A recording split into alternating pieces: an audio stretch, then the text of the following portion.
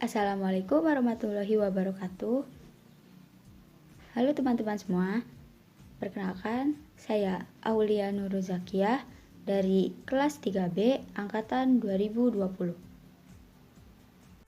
Di sini saya akan menjelaskan materi mengenai peran, fungsi, dan tujuan birokrasi pemerintahan. Dengan dosen pengampu Ibu Dewi Nur Azizah, SIP MA.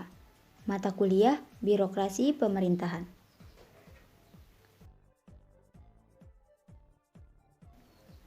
Sebelum memasuki penjelasan materi terkait peran, fungsi, dan tujuan birokrasi pemerintahan, di sini saya akan menjelaskan mengenai definisi birokrasi pemerintahan.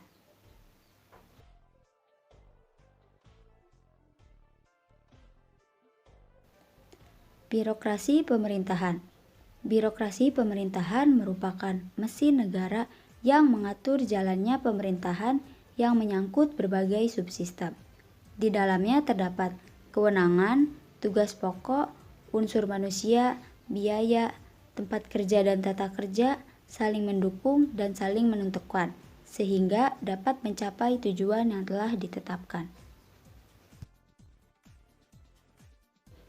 Hal ini membuat birokrasi pemerintahan menjadi garis terdepan dalam pemberian pelayanan kepada masyarakat.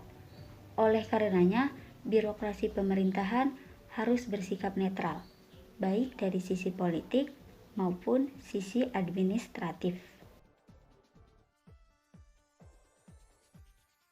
Peran dan fungsi birokrasi pemerintahan. Dalam Mustafa menyebutkan terdapat 4 fungsi dan peran birokrasi, antara lain: yang pertama, melaksanakan pelayanan publik. Kedua, pelaksanaan pembangunan yang profesional atau merit system. Ketiga, perencana, pelaksana, dan pengawas kebijakan atau manajemen pemerintahan. Dan yang keempat, alat pemerintahan untuk melayani kepentingan masyarakat dan negara yang netral, dan bukan merupakan bagian dari kekuatan atau mesin politik atau netralitas birokrasi.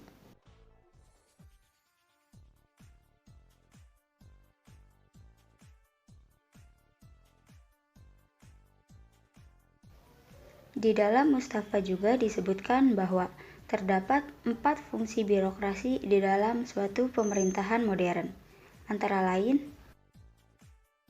yang pertama ada fungsi administrasi.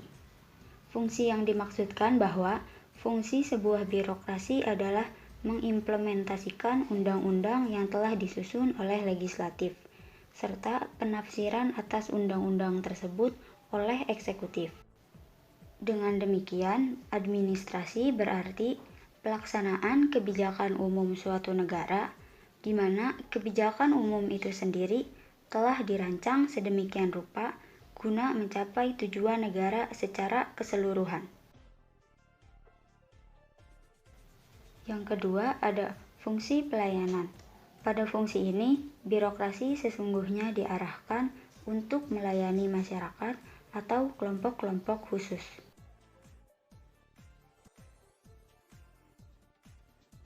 Yang ketiga, fungsi pengaturan. Fungsi pengaturan dari suatu pemerintahan biasanya dirancang demi mengamankan kesejahteraan masyarakat. Dalam menjalankan fungsi ini, badan birokrasi biasanya dihadapkan antara 2 pilihan, yaitu kepentingan individu dengan kepentingan masyarakat banyak. Yang keempat, ada fungsi pengumpulan informasi.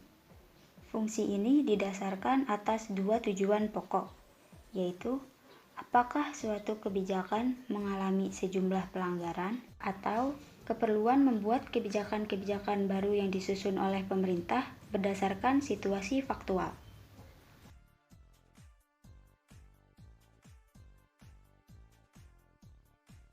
Tujuan birokrasi pemerintahan.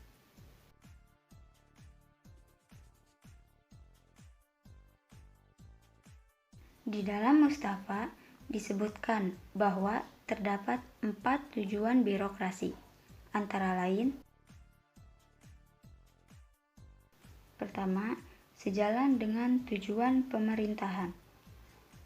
2. Melaksanakan kegiatan dan program demi tercapainya visi dan misi. 3. Melayani masyarakat dan melaksanakan pembangunan dengan netral dan profesional. Dan 4. Menjalankan manajemen pemerintahan mulai dari perencanaan, pengawasan, evaluasi, koordinasi, sinkronasi, represif, preventif, antisipatif, resolusi, dan lain-lain.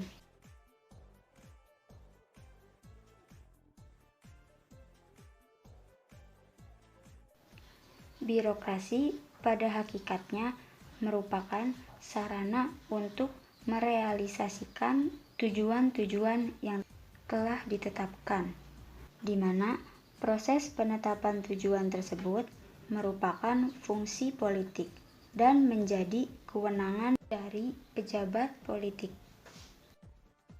Dengan demikian, setiap pekerja atau pejabat dalam birokrasi pemerintah merupakan pemicu dan penggerak dari sebuah mesin yang tidak mempunyai kepentingan pribadi.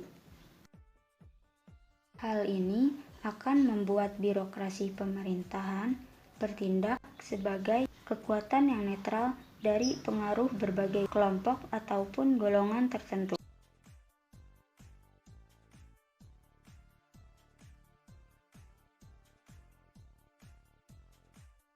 Birokrasi di setiap negara sudah seharusnya menjadi instrumen yang sangat penting dalam masyarakat modern. Serta birokrasi merupakan tugas utama negara atau pemerintahan dalam menjamin kesejahteraan masyarakatnya.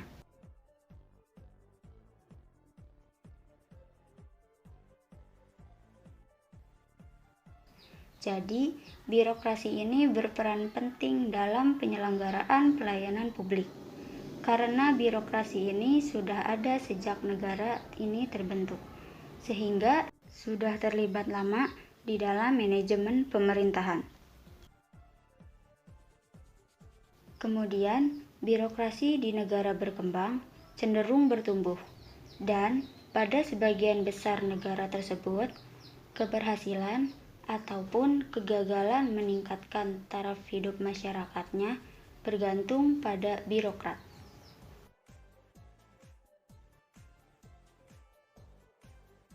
Menurut Profesor Susi Dwi Haryanti, ada 3 hal yang membuat posisi birokrasi ini kuat, yaitu: pertama, hukum menjadi sumber kekuatan fundamental bagi birokrasi, karena hukum memberikan dasar bagi keberadaan birokrasi, termasuk kekuasaan dan yurisdiksi. Kedua, material menjadi sumber kekuatan kedua bagi birokrat. Dan yang ketiga, birokrasi memiliki beberapa sumber daya penting yang lebih kuat dibandingkan aktor pemerintahan lainnya.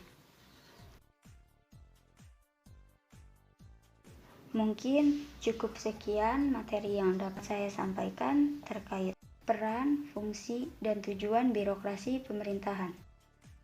Kurang lebihnya mohon maaf. Wassalamualaikum warahmatullahi wabarakatuh.